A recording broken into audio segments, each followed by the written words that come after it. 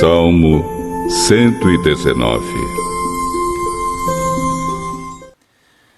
Senhor, nosso Deus, nosso Pai, em nome de Jesus, te agradecemos, Senhor, por mais essa oportunidade que o Senhor nos concede de estarmos aqui para fazer essa transmissão, ó Deus, para estarmos falando da Tua Palavra. Nos ajuda, nos dá graça, Senhor, nos dá sabedoria, para que o Teu nome continue sendo glorificado. Abençoa cada um, Senhor, dos nossos irmãos que estão nos ouvindo, daqueles que ainda estarão entrando, Senhor, nessa transmissão, aqueles que também posteriormente estarão assistindo, Senhor, esse vídeo. Dá graça, abençoa, que a Tua Palavra possa falar com cada um. Ó Deus, ajuda para a glória do Teu nome.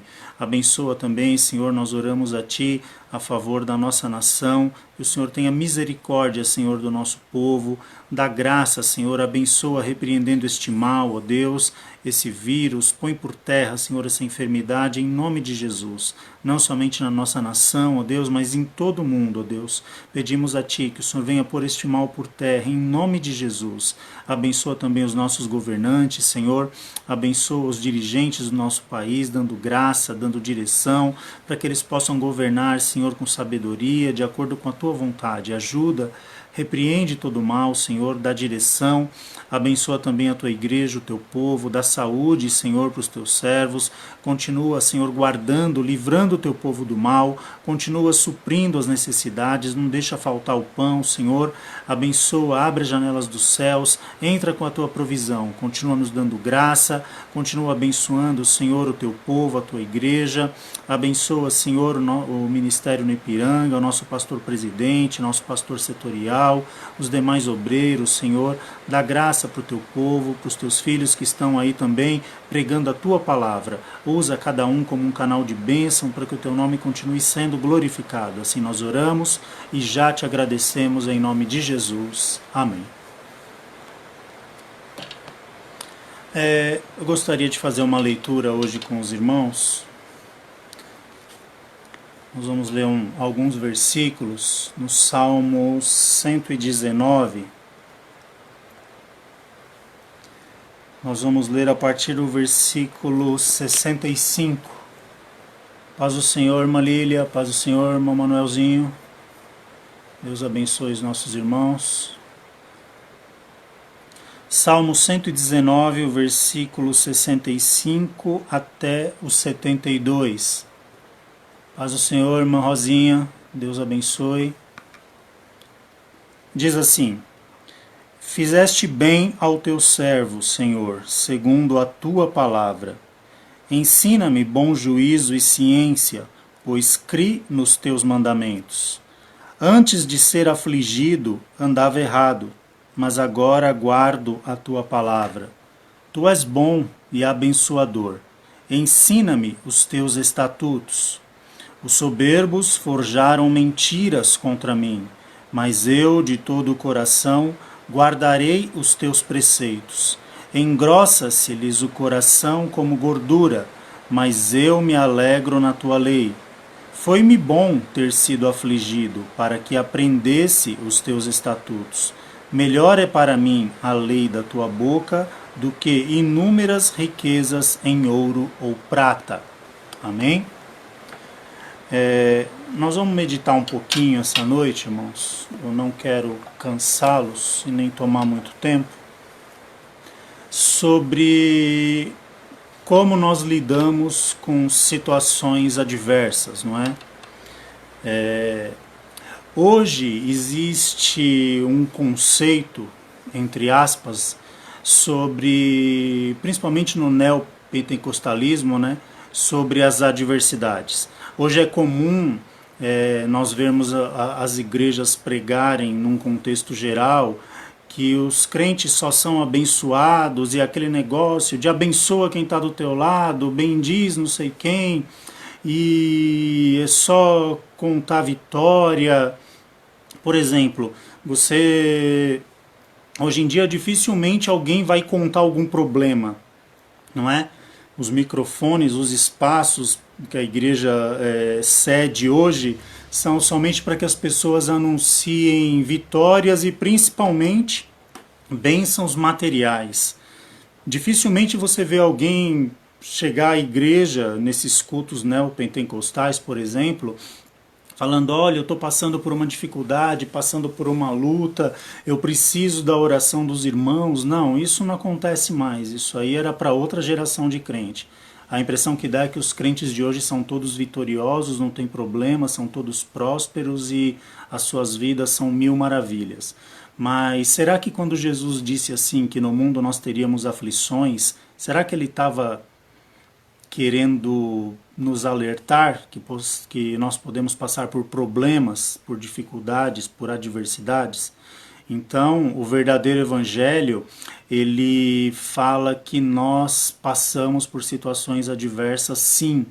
E como nós lemos aqui no Salmo 119, nesses versículos que nós mencionamos, eu posso aqui pelo menos citar ainda 2 versículos dentro dessa leitura que nós fizemos, que diz assim, ó, no versículo 67, ó, antes de ser afligido, andava errado, mas agora guardo a tua palavra.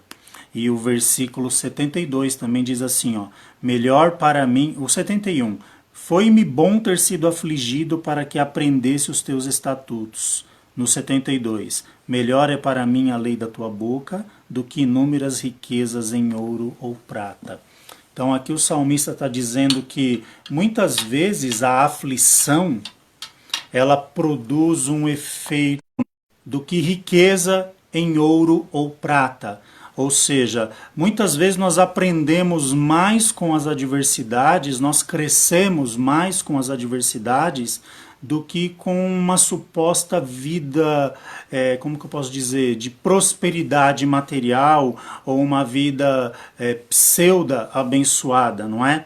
Porque se os apóstolos, se os mártires, os irmãos da igreja primitiva, eles foram grandes homens de Deus e na maioria, na sua esmagadora maioria, eles foram perseguidos, foram presos, difamados, caluniados e passaram por tantos problemas. E diante dessas situações, eles tiveram a oportunidade de testificar do nome do Senhor. Então, por que conosco hoje seria diferente, não é?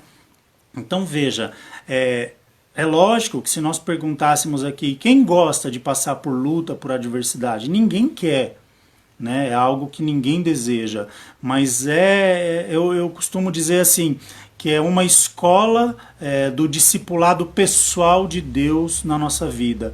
É onde Deus nos amassa, onde Deus nos molda, é onde Deus nos ensina a sermos pessoas melhores, a entendermos melhor aquilo que Deus deseja para as nossas vidas. E então, o que eu quero trazer à memória dos irmãos nessa noite? De grandes homens e também mulheres de Deus que passaram por situações adversas nas suas vidas e tiveram experiências tremendas com Deus, no sentido de confiar em Deus na dificuldade para que houvesse uma verdadeira exaltação no final, não é? Quando eu digo exaltação, eu não estou falando o elevo do ser humano, eu estou falando num contexto geral. É Deus colocar a pessoa no lugar onde Ele deseja que aquela pessoa esteja, para que o nome dele seja glorificado. Veja que é bem diferente do que essa suposta exaltação que nós vemos hoje. Ainda esses dias eu via um pastor, um conhecido meu, dizendo assim sobre um parente dele, né? Hoje as pessoas elas estão acostumadas a viver de fachada, não é? E ele falava que esse parente dele, acho que era um primo dele, não sei, havia conseguido um bom emprego numa boa empresa, mas o camarada tinha começado a trabalhar agora lá. E ele foi e alugou um carro super caro, acho que uma picape e tal. E quando esse primo encontrou essa pessoa, falou assim, poxa, mas que carrão, né, não sei o quê. Ele falou, eu aluguei. Ele falou, mas por que você alugou? O dinheiro que você vai gastar do aluguel desse carro, você podia comprar um carro para você, para ser teu. Ele falou, não, um homem na minha posição, eu preciso andar com um carro bom. Ele falou, que posição, rapaz? Posição de duro, né? Você que arrumou um emprego agora. Então vejam que as pessoas elas vivem muitas vezes de fachada, né? O importante para elas é o que aparenta, aquilo que elas mostram ser o exterior. e não o que verdadeiramente Deus deseja que elas sejam, ou que Deus realmente deseja fazer na vida de cada um. Então veja que muitas vezes os problemas, as adversidades, as situações difíceis, elas acabam nos trazendo, ou elas acabam nos colocando numa posição onde nós temos a oportunidade de crescer na presença do Senhor. E se nós fôssemos citar aqui alguns homens ou mulheres de Deus na Bíblia que passaram por situações de dificuldade e foram pessoas que foram usadas de uma maneira fantástica nas mãos do Senhor, nós teríamos inúmeros homens e mulheres para estar citando aqui, né, para estar mencionando homens e mulheres que se encontram dentro do contexto bíblico que passaram por essas experiências. Eu sempre costumo falar sobre Daniel. Eu sempre digo na igreja que Daniel ele foi um homem que ele perdeu praticamente tudo que um homem pode perder na vida.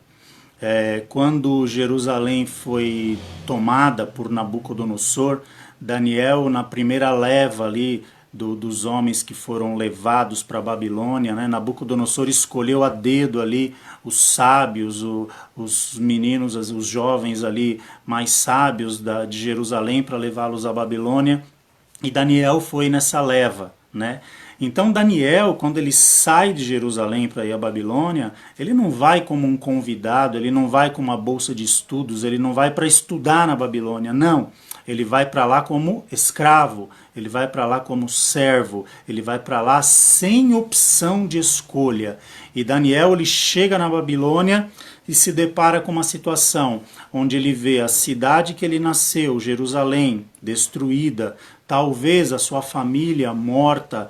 Daniel ali, ele chega à Babilônia numa nova cultura, com outro idioma, ele vê ali novos costumes, deuses diferentes, deuses pagãos da Babilônia. Até a sua identidade, Daniel ali, ele perdeu, o seu nome foi trocado, né, de Daniel para Beltesazar. E nós vemos ali o quê? Que Daniel, ele só não perdeu uma coisa de todo esse contexto de perdas na vida dele. Perdeu sua identidade, perdeu sua nacionalidade, perdeu a cidade natal, perdeu a família. Tudo que um homem poderia perder, Daniel havia perdido. Mas ele só não perdeu uma coisa: a sua fé no Senhor, seu Deus. E mediante a essa fé, mediante o seu posicionamento, né, quando nós lemos lá no livro de Daniel, que Daniel ele propõe, ele assenta em seu coração não se contaminar com os manjares do rei. Veja que isso foi uma escolha difícil de Daniel, porque para um homem que havia perdido tudo como ele perdeu, talvez se alguém viesse assim e dissesse: Daniel, agora você foi separado para participar da mesa do rei. Aquilo que o rei comer, vocês também serão servidos com a mesma comida, porque o rei tem interesse na vida de vocês, tal. Aos nossos olhos, talvez, pudéssemos pensar assim: poxa, até que enfim uma notícia boa, não é? Até que enfim uma bênção para a minha vida, pelo menos eu vou comer bem aqui nessa terra estrangeira. Mas Daniel, ele preferiu o quê?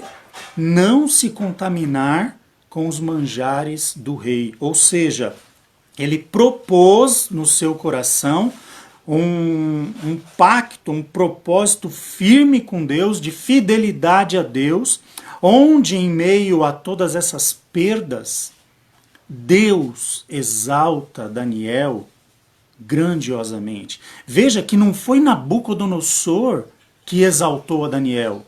Deus o exaltou de uma maneira tremenda, tanto na Babilônia, quanto no Império Medo-Persa. Daniel foi um grande homem por gerações, não é? E o sentido, muitas vezes, da adversidade, dos problemas, das lutas nas nossas vidas, é nos colocar no centro da vontade de Deus. Lembra daquela passagem de Jeremias 18, quando fala ali da casa do oleiro, não é? Ali Deus tipifica ali o povo como um oleiro fazendo ali um vaso, né? E ele diz assim, olha, não é o meu povo como barro nas mãos do oleiro. Então, se a gente trouxer a memória agora, naquela época, como é que um oleiro ele fazia um vaso, ele tinha ali aquela mesa, né, que girava ali, ele tinha um pedal ali onde ele pedalava, aquela mesa girava, com o barro em cima ali da mesa, ele ia ali dando forma para aquele vaso, né, fazendo ali daquele barro um vaso. Para pensar, se o vaso não tivesse bem no centro, bem posicionado ao centro da mesa, o que aconteceria? Quando aquele vaso fosse, aquele barro fosse rodando naquela mesa, se tivesse fora de centro, um lado da parede do vaso ficaria mais grossa e o outro ficaria mais fino. Quer dizer, o vaso não ficaria uniforme. O vaso ele ia ficando de lado, mais difícil de ser trabalhado. E o risco que o oleiro corria, ali no caso desse vaso, é que quando chegasse em cima, que o vaso estivesse quase pronto, aquele lado mais fino rompesse. Ou seja, todo aquele trabalho seria perdido. E qual que era, na minha concepção, na minha visão simples, eu não entendo disso, mas na minha visão simples e modesta, a maior dificuldade para o oleiro ali era colocar o barro, né, no centro, absolutamente no centro da mesa, para que ele pudesse ir dando forma naquele barro, bem centralizado, para que aquelas paredes daquele vaso fossem subindo de forma uniforme, para que as paredes do vaso ficassem com a mesma espessura em ambos os lados. Então, se a gente traduzir isso para uma questão espiritual, muitas vezes a maior dificuldade que nós temos na nossa vida é de nós estarmos no centro da vontade de Deus. Para pensar. Porque é muito fácil nós falarmos, Senhor, eis-me aqui, trabalhe na minha vida, o Senhor é o oleiro, eu sou o vaso, são palavras bonitas, são. Mas e na prática, como é que isso funciona? Será que nós nos deixamos moldar? Será que nós nos deixamos Deus nos levar até onde Ele deseja que a gente esteja, para que Ele possa começar a nos moldar da maneira que Ele deseja fazer? Então veja que um artifício ou um recurso que Deus usa muitas vezes para nos trazer no centro da sua vontade são as dificuldades, os problemas, as aflições que nós passamos. Porque, querendo ou não, nesses momentos nós ficamos mais quebrantados. Querendo ou não, nesses momentos nós ficamos mais com o coração mais mole diante de Deus, vamos dizer assim, mais quebrantado para que Deus ele possa agir nas nossas vidas. Então, aqui o salmista ele diz assim, antes de ser afligido, veja bem, andava errado. Quer dizer, o que a aflição produziu aqui na vida dos salmistas, no Salmo 119, no versículo 67? Antes de ser afligido, andava errado, mas agora guardo a tua palavra. Veja que a aflição produzia um resultado positivo, a ponto que no 71, como eu já mencionei, ele diz, foi-me bom ter sido afligido para que aprendesse os teus estatutos. Veja bem essa situação. Foi bom ter sido afligido. Aí a gente para pensar, quem gosta de sofrer? Quem gosta de passar por aflição? Ninguém gosta. Mas às vezes é necessário. Às vezes o trabalhar de Deus na nossa vida depende muito dele nos quebrar, dele nos colocar na posição onde Ele deseja que a gente esteja. Lembra que eu falei há pouco sobre o barro no centro da mesa do oleiro? É muitas vezes assim que Deus trabalha nas nossas vidas. E no caso de Daniel, como eu citei, Daniel foi extremamente exaltado por Deus por conta de estar no centro da vontade de Deus. Então, o que nós podemos aprender com essas questões? O que a gente tira de proveito em relação a isso? Que nós precisamos entender que o melhor lugar para estarmos é no centro da vontade de Deus.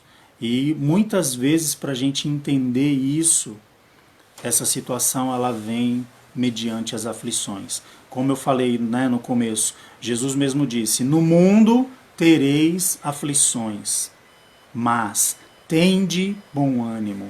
Porque Jesus dizendo: eu venci o mundo. Ou seja, mesmo nas situações de aflições, o Senhor ele continua sendo socorro bem presente na angústia. O Senhor continua sendo o nosso alto refúgio. O Senhor continua sendo aquele que nos guarda, aquele que está conosco todos os dias até a consumação dos séculos. É aquele que nos olha, que nos observa, que tem guardado os nossos nomes na palma das suas mãos. Ou seja, independente da situação, o Senhor está conosco o tempo todo. E a gente precisa entender isso, que nós glorificamos o nome do Senhor muito mais nas aflições do que nos momentos de bonança, nos momentos de onde talvez passamos assim por situações boas ou agradáveis, não é? Tantos homens de Deus que passaram por situações difíceis. Veja que Deus fez uma promessa para Abraão.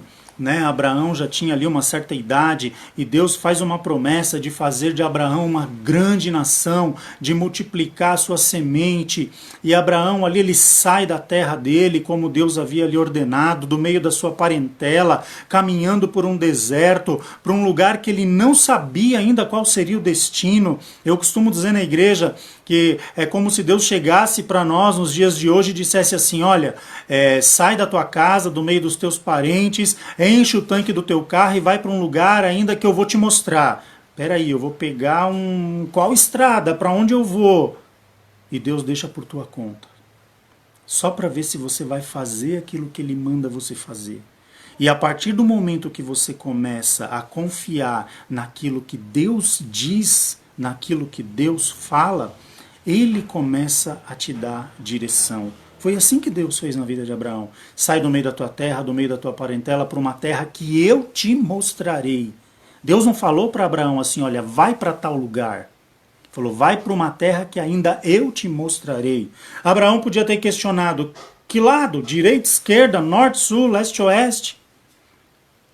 Mas acontece que Deus começou a dar forma às coisas na vida de Abraão à medida que Abraão foi caminhando e confiando, e caminhando e confiando, e Deus foi moldando, e Deus foi lapidando, e Deus foi fazendo acontecer. Aí lá no Gênesis 15 nós vemos um Abraão triste, cansado, ali meio cabisbaixo, dentro de uma tenda, sem visualizar aquilo que Deus havia preparado. E Deus olha ali para Abraão e diz assim: Abraão, o que você está fazendo dentro dessa tenda?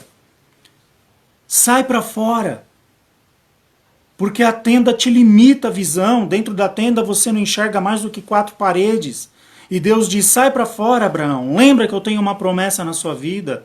Eu não te chamei para você ficar aí cabisbaixo, triste, achando que é o fim, não. E quando Abraão sai para fora, Deus diz para ele: olha para o céu. E eu fico imaginando aquele céu assim estrelado, aquele céu. Aqui em São Paulo é difícil a gente ver isso, né? Mas quando nós temos a oportunidade de estar assim em um lugar com o céu mais limpo, no interior, e nós olhamos assim quando o céu está bem limpinho, aquele monte de estrela, aquela coisa mais linda. E Deus diz para Abraão assim: conta as estrelas do céu, Abraão. E Abraão diz para Deus: não dá, não consigo. E Deus fala: tá, é verdade, você não consegue. Assim vai ser a sua nação, a sua descendência. Aí Deus diz mais: olha para o chão, Abraão. Tá vendo essa areia debaixo dos seus pés? Conta os grãos de areia desse deserto. Abraão olha assim e diz para Deus: é impossível, não consigo contar os grãos de areia desse deserto. Aí Deus diz: é verdade, porque assim será a vossa descendência. E eu pergunto para vocês agora: Deus cumpriu com Abraão? Deus foi fiel a Abraão? Sabia que até hoje nasce filhos a Abraão? Até hoje a descendência de Abraão continua se reproduzindo? Deus falhou com Abraão? Não, de forma nenhuma.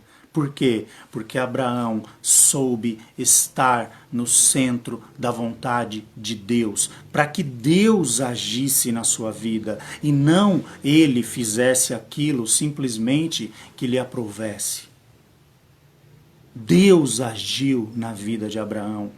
E muitas vezes nas nossas vidas não é diferente. As situações de dificuldade, as situações de luta, as situações de adversidade nos coloca muitas vezes sem a gente perceber onde Deus deseja que a gente esteja. Aí quando você estiver no centro da vontade de Deus, é só você caminhar e confiar. É só você caminhar, porque o oleiro, ele sabe aquilo que ele faz. O oleiro, ele sabe como moldar o vaso. O oleiro, ele sabe como fazer um vaso. E ele também tem poder para ver se o vaso não ficou do jeito que ele quer, ele amassar aquele barro e começar tudo de novo. Muitas vezes é um processo dolorido, mas o resultado é muito bom. O salmista diz aqui, antes de ser afligido, andava errado. Mas agora guardo a tua palavra.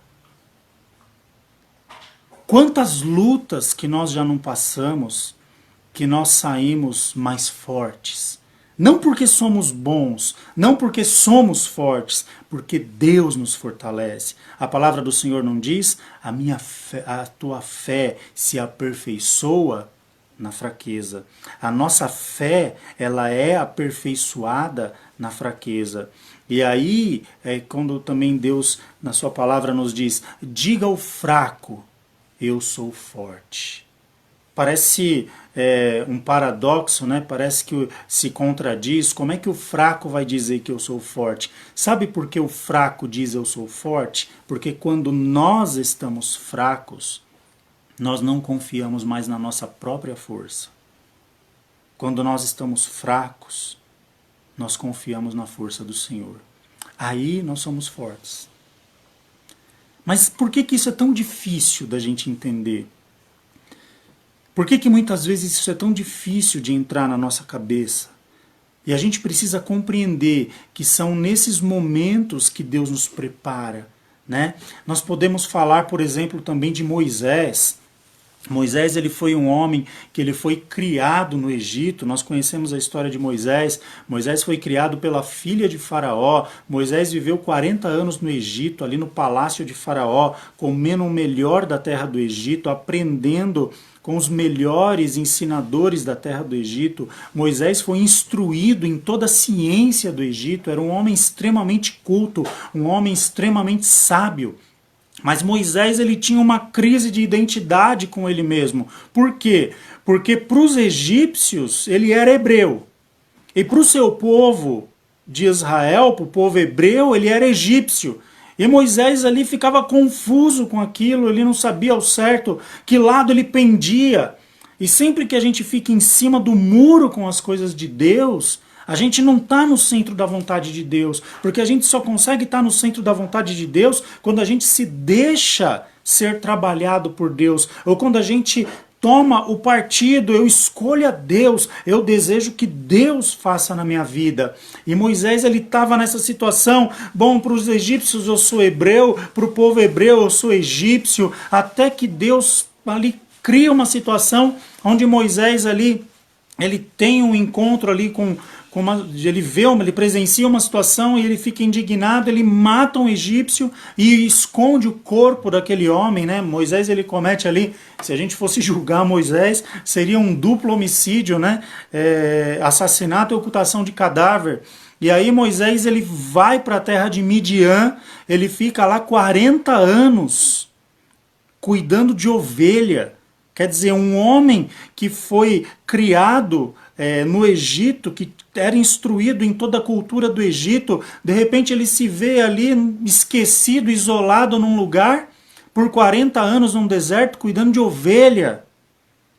mas foi onde Deus trabalhou na vida de Moisés, porque Moisés precisava aprender o que era estar no deserto, porque a sua missão que Deus tinha planejado para a sua vida era conduzir o povo no meio de um deserto. Veja como Deus vai trabalhando de uma forma para colocar Moisés onde Deus queria que ele estivesse. E muitas vezes Deus age dessa forma na minha e na sua vida, e nós não percebemos e nós até reclamamos.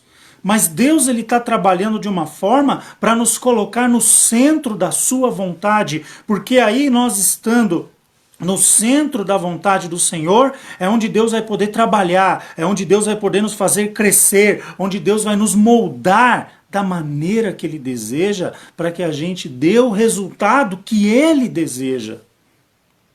Então a gente precisa compreender essas coisas. Antes de ser afligido, andava errado.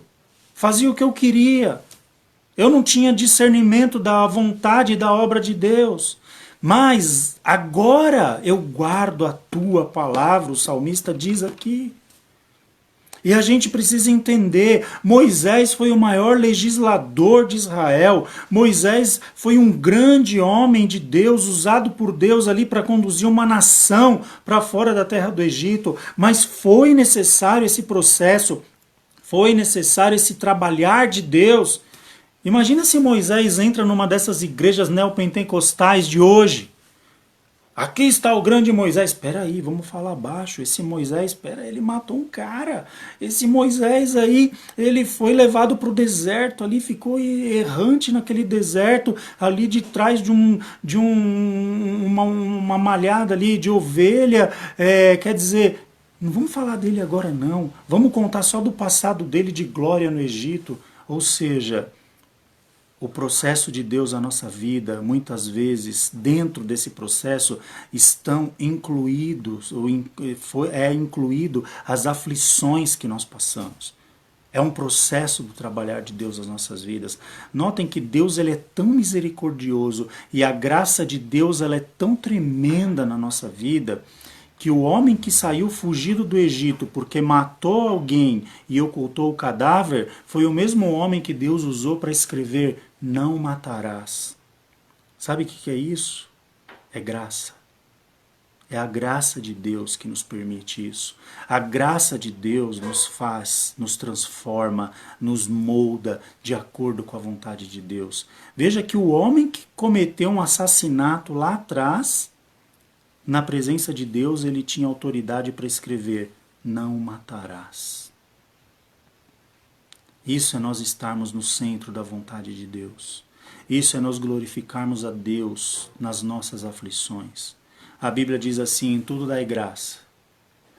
É difícil, né? Parou para pensar nesse versículo? Em tudo dai graça. Dá graças a Deus com o bolso cheio, com a saúde boa, com a mesa farta. Até o ímpio faz, não é? Glória a Deus.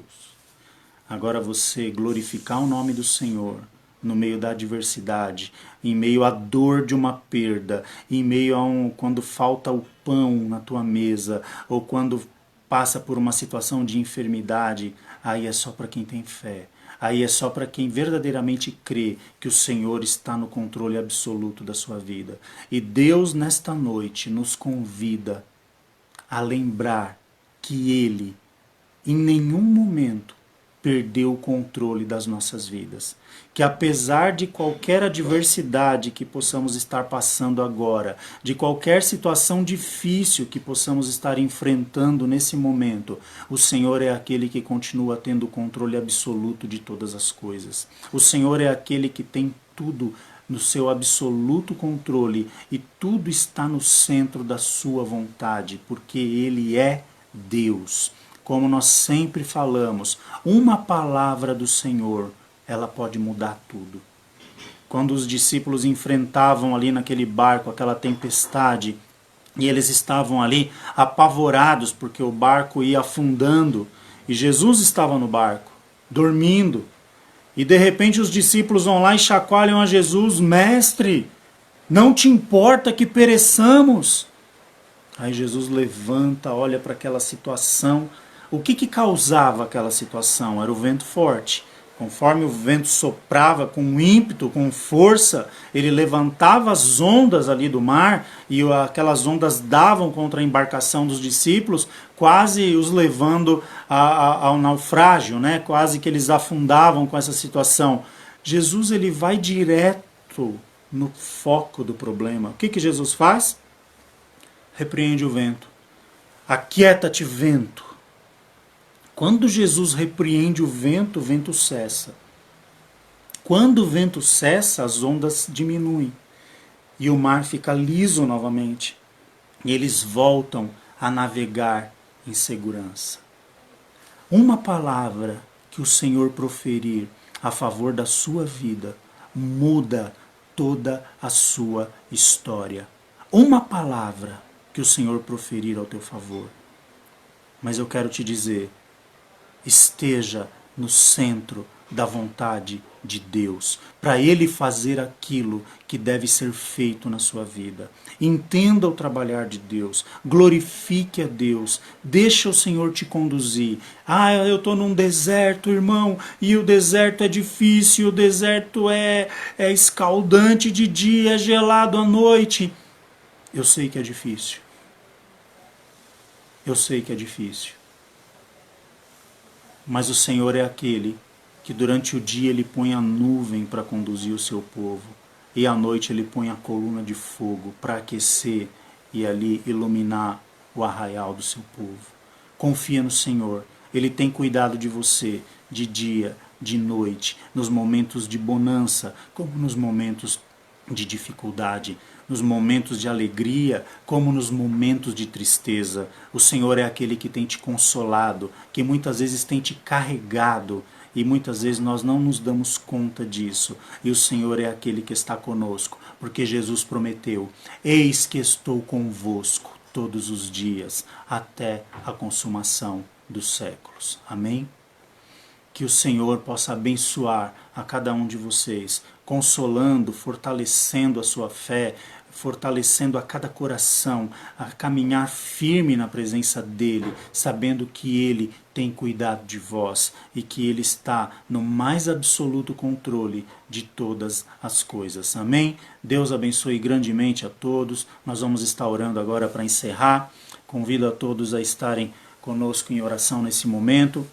Vamos continuar orando uns pelos outros, confiando que o Senhor Ele tem nos guardado e Ele vai continuar conosco, porque é promessa dEle. Amém? Oremos. Senhor, nosso Deus, nosso Pai, em nome de Jesus nós te agradecemos, Senhor, por mais esta oportunidade que o Senhor nos concede, por este privilégio, Senhor, de podermos estar anunciando a Tua palavra. Eu sei, Senhor, que a Tua palavra falou com todos nós e que a Tua palavra, Senhor, ela nos alimenta, ela nos fortalece. Em meio às nossas lutas, às nossas dificuldades, a Tua palavra tem nos sustentado, tem nos fortalecido, tem nos colocado em pé para continuarmos caminhando na Tua presença. Ajuda-nos, Senhor, pelo Teu Espírito, nos dá direção, nos dá graça, para que possamos caminhar, Senhor, glorificando o Teu nome, com as nossas ações, com as nossas palavras, com o nosso modo de vida, que o Teu nome seja glorificado nas nossas vidas. Ajuda-nos, Senhor, a estarmos no centro da Tua vontade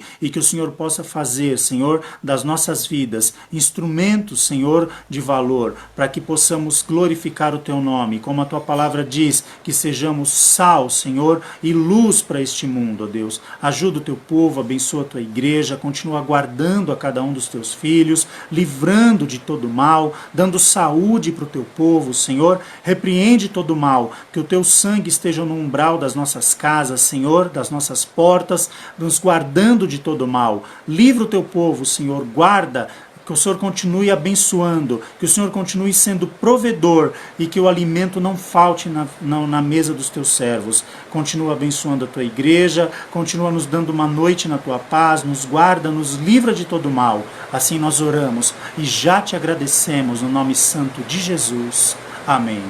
Deus abençoe a cada um dos irmãos, que o Senhor possa ministrar melhor em cada coração, que essa palavra prospere para aquilo que ela foi enviada. Amém? Deus abençoe grandemente, fiquem na paz do Senhor Jesus.